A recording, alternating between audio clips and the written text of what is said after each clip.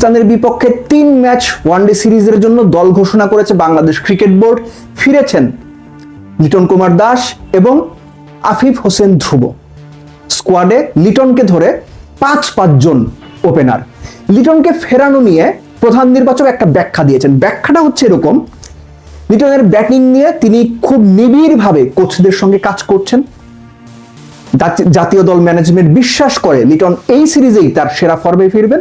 Liton middle অর্ডারে bat করবেন বা মিডল অর্ডারে ব্যাটিং করার বিবেচনাতে লিটনকে দলে ফেরানো হয়েছে। এই ব্যাখ্যায় আপনি সন্তুষ্ট চাইলে হইতে পারেন, নাও হইতে পারেন।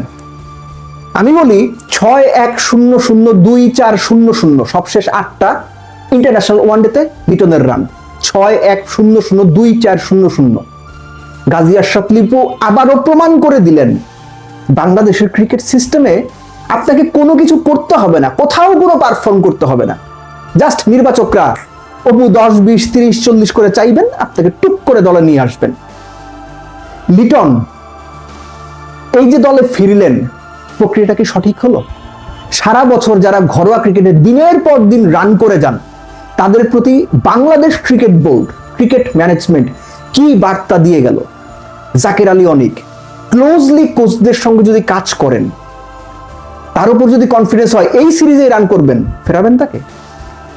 নুরুল হাসান সোহান, শামীম পাটোয়ারি খুব ক্লোজলি কোচদের সঙ্গে কাজ করবেন, ব্যাটিং নিয়ে নিবিড়ভাবে কাজ করবেন। তখন মনে হবে এই সিরিজেই সোহান আর শামীম একদম ফাটায় রান করবে, ফেরাবেন তাদের?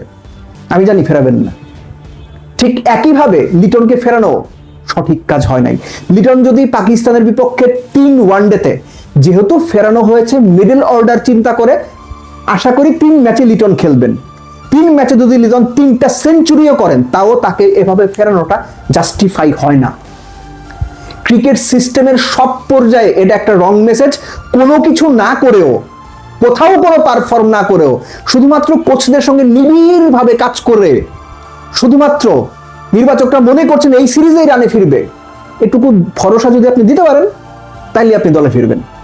I am not against Liton, কিন্তু এই ফেরানোটা প্রশ্নবিদ্ধ ফেরানো।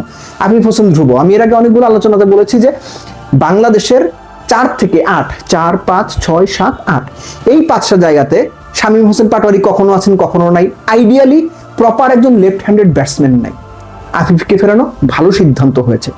রিসেন্ট টাইমে তিনি বেশ ভালো ফর্মে আছেন, কিন্তু সমস্যার জায়গা অন্যখানে। আফিফকে যদি আপনারা 6-7 নাম্বারের জন্য ভুল করেন, আমি গ্যারান্টি দিয়ে বলতেছি আফিফ 2-3 সিরিজ পর আবারও বাদ পড়বে। আফিফ 6-7 নাম্বারের প্লেয়ার না। আফিফকে আরেকটু উপরে খেলাইতে হবে। 5-এর পর আফিফের অবশ্যই খেলানো উচিত না আফিফকে। ওইটাই হচ্ছে লাস্ট কাট অফ টাইম, মানে প্লেস 1 থেকে 5-এর মধ্যে। টপ অর্ডারের খেলাটাই আফিফের জন্য ভালো, কেননা আফিফ 6-7 নাম্বারে খেলিয়ে ওকে যদি ওই ফিনিশারের রোল দেওয়া হয়, ঠিক যেভাবে সৌম্যকে আপনারা অলরাউন্ডার বানাইতে গিয়ে নষ্ট করছেন, ঠিক যেভাবে সৌম্যকে 7 নাম্বারে ব্যাট করাইতে গিয়ে নষ্ট করছেন, একই ঘটনা আফিফের ক্ষেত্রেও হবে। বাদ বাকি নামগুলো যেটা আগেই বলছিলাম, লিটন মিডল অর্ডারে খেললো, তিনি তো আসলে বেসিক্যালি ওপেনার। 5 জন ওপেনার নিয়ে দল সাজানো হয়েছে। আপনার তানজিদ তামিম, সাইফ, সৌম্য, নাজমুল শান্ত, মাইদুল ইসলাম অঙ্কন, আফিফ, মেহেদী হাসান মিরাজ, লেফটি হচ্ছে তানভীর, একই সঙ্গে আপনার রিশাদ আছেন, Mustafiz, Taskin, Shoriful, Nahid. Team is fine, absolutely fine.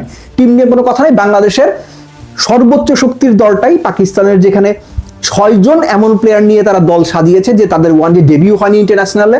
So বাংলাদেশের সামনে সুযোগ পাকিস্তানকে নাস্তানাবুদ করে দেওয়ার। এবং এই যে টপ অর্ডারে বা ব্যাটিং অর্ডারে আফিফকে ফেরানো, এটার পেছনে আরেকটা কারণ হচ্ছে এই যে বাংলাদেশের ক্রিকেটারদের বা ম্যানেজমেন্টের মাথায় right hand left hand combination সব সময় চরকির মতো, ফ্যানের মতো বন বন করে ঘুরতে থাকে। অন্তত এটা থেকে রিলিফ পাওয়ার জন্য হইলো আফিফকে ফেরানো ভালো হয়েছে। বাট